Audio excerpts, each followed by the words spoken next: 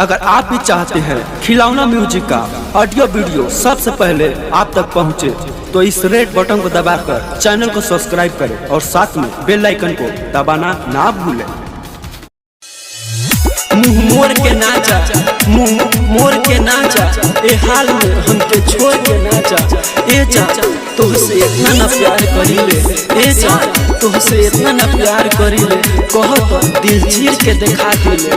बीच रहिया में हमर दिल तोड़ के नाचा।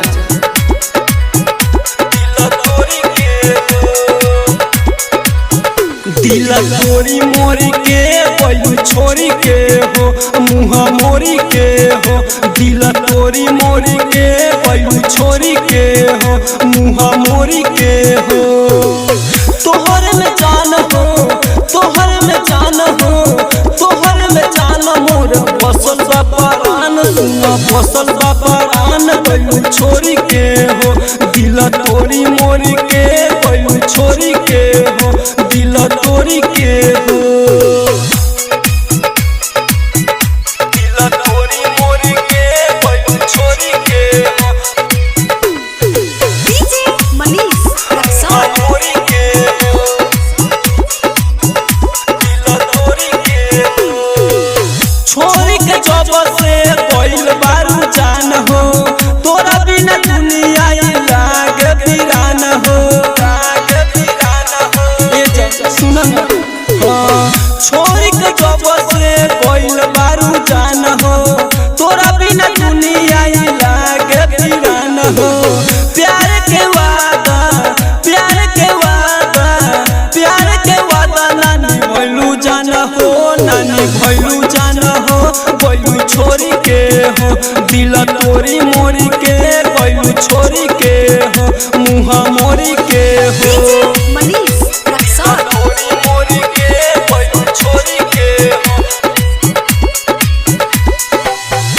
मुँह मोरी के हो, दिल तोरी के हो। राजन दीवाना के प्रेम रोग लगैलू, छन भर में खुशी आयु छीन गइलू।